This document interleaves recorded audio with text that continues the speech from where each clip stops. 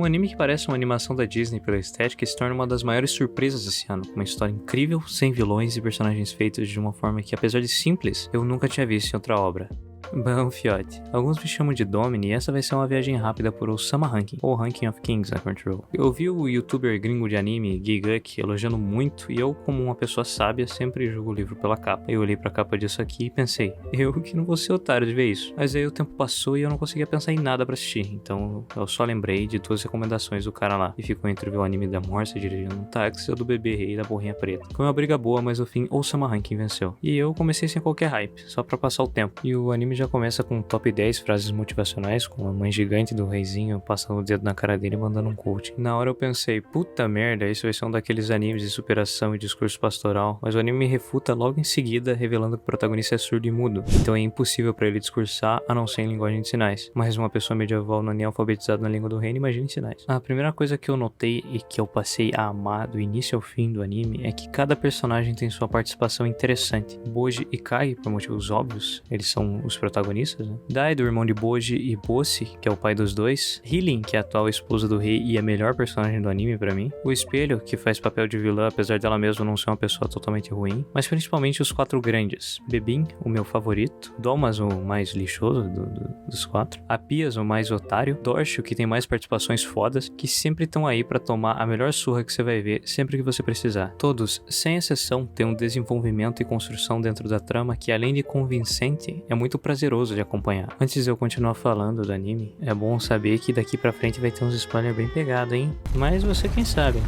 A primeira maior surpresa do anime é Kundomas, por exemplo, que começa gerando expectativa, pois ele é colocado como um dos melhores espadachins do reino e instrutor de Boji. A primeira vez que eu assisti, eu jurava que ele ia passar a ser mentor de Boji na aventura. E se apegar ao moleque, mas caralho, esse anime ele não tenta usar clichês pra gerar trama. Ele vai lá, te gera uma expectativa e depois ele pisa nela com força enquanto você fica de boca aberta sem poder fazer nada. O Domas, ele casualmente vai lá, ele faz o papel de Patches do Dark Souls, aquele careca, cabeça dos ovos, e ele fala pro Boji, vai lá na beirada, dá uma olhadinha lá embaixo, kaká, e chuta o Boji pra dentro do buraco, que pra quem não sabe, se localiza em uma rua de Curitiba, e tu fica, tá louco, porra, o que tu fez, seu arrombado? Mas mesmo nesse momento, tu vê que ele não tá feliz com isso, pois o mesmo arranca a própria mão depois, a mão que ele usou pra empurrar o Boji, né? Porque ele só tava seguindo ordens do atual rei, que é o irmão manipulado, otário burro trouxa do Boji. Bebin também, que se tornou o meu favorito, é um cara que aparece com cara de vilão, visual de vilão, e ele controla cobras, que é coisa nitidamente de vilão, e ele é o responsável por salvar a vida de Boji quando Domas empurra ele. Lembrando que ambos são parte da elite do reino, mas os dois têm duas abordagens diferentes de como eles tratam e seguem as ordens do rei, sendo que Bebin era para ser o mais fiel ao rei, porque ele era o instrutor de Daida, que é o rei atual, enquanto Domas era o instrutor de Boji, e ele quem acata a ordem de matar o Boji, enquanto Bebin manda Kage em uma missão secreta de ir na mochila de Boji para evitar esse assassinato. E depois de eu dizer tudo isso, é mais óbvio considerar Daida como um cocô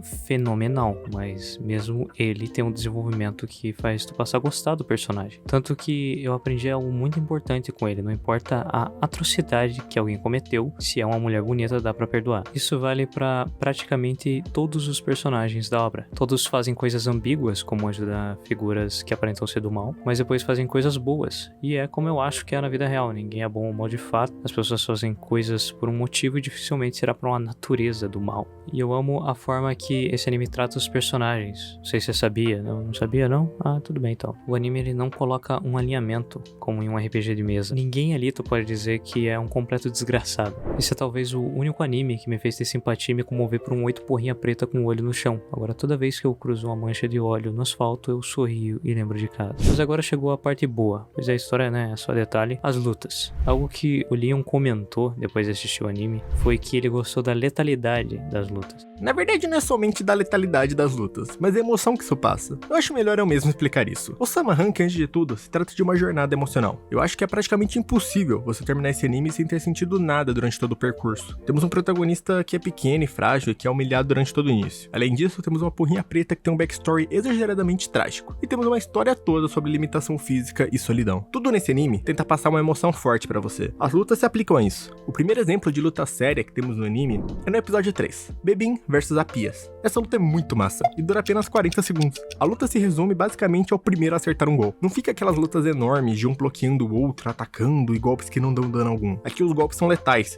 Os personagens são humanos e possuem armas afiadas. O primeiro que atingir vai ferir de forma letal o outro. Além disso, todas as lutas são bem caóticas. Vemos um cenário onde os personagens têm suas pernas arrancadas, ou então seus olhos, ou então pessoas sendo empaladas a todo o redor. Vemos que é um ambiente completamente caótico e cruel. E no meio de tudo isso temos o nosso protagonista, Príncipe Bojji, a criatura mais frágil de todo o reino. A jornada de Bojji é maravilhosa, e é o que dá sentido à fama desse anime. Todos os meus amigos que assistiram e me recomendaram unanimemente amaram tudo que aqui tinha. Um deles até colocou no seu top 3 animes favoritos. Beijão, Niel. E assistindo com calma esse anime, eu comecei a entender o porquê. O Príncipe Bojji, que é o protagonista, é o filho mais velho, porém também é o mais fraco. Ele não tem força muscular alguma e é surdo-mudo. Todos do reino zombam dele e o tratam como um idiota. Eles temem ser governados porque eles consideram ser inferior, e Bojji é inferior para eles. Os aldeões o descrevem como burro, surdo e não consegue manejar nem sequer uma espada de criança. Até seu próprio pai, que o ama, em um diálogo diz que lamenta pelo reino que será deixado e herdado por ele. E o mais pesado de tudo isso é que quando vemos que Bojji sabia fazer leitura labial o tempo todo, vemos que ele sempre percebeu como todos o tratava, mas nunca deixou à mostra. Ele, quando não está suportando tamanha angústia, se esconde em seu quarto e chora em segredo, limpando suas lágrimas e voltando a sorrir para o público. Afinal, um rei é quem traz esperança, e não tristeza. Ele não poderia chorar em mostrar ser mais fraco, ainda mais para os outros. E assim como Domini disse, todos os personagens têm um desenvolvimento. Mas Bojji acredito que é o mais belo. Osama Rankin conta a história de um garoto surdo-mudo, que é zombado e desrespeitado por todos, e que tem a missão de se tornar rei e governar o povo que o desmerece. Nisso, vemos como uma criança lida com todo esse caos. Um reino que está tendo várias traições, mortes e violência. E Bojji ali é uma criança forte, que como eu disse, esconde seu sofrimento e encara tudo com um sorriso. Mas isso também não impede de que em alguns momentos ela possa sentir raiva, ou até mesmo ódio por alguém. Ou então que numa situação onde não saiba como lidar, tenha somente uma crise de ansiedade. Osama Rankin é trágico, é bonito e é motivador. E também necessário. No fim, é uma experiência maravilhosa e você deve mesmo assistir esse anime. Ele nos ensina muito sobre nós mesmos e sobre outras pessoas, tendo além de lutas incríveis, uma excelente mensagem. Eu vou encerrar citando Despa, um dos meus personagens favoritos. Aquilo que preocupa você talvez seja um dos seus pontos fortes. As suas limitações o fez enfrentar situações que pessoas normais não enfrentaria, e apesar dessas situações serem dolosas, elas certamente o ajudarão a criar seu próprio caminho. Por isso, se ame por inteiro. E essa é a grande mensagem do anime.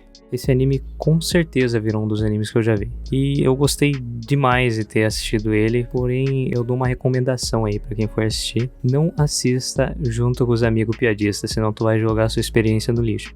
Eu aprendi isso da pior forma vendo os primeiros episódios contigo. Mas enfim, de qualquer forma, muito obrigado por ter visto até aqui. Esse foi um formato diferente de recomendação. Deixe nos comentários o que você achou dele. E se puder, por favor, deixa o like, comenta, se inscreve e compartilha com seus amigos, porque isso ajuda muito o canal no início. Sério, é um trabalho absurdo fazer tudo isso e a ajuda de vocês faz compensar tudo. Mais uma vez, muito obrigado por ter visto até aqui e até a próxima viagem.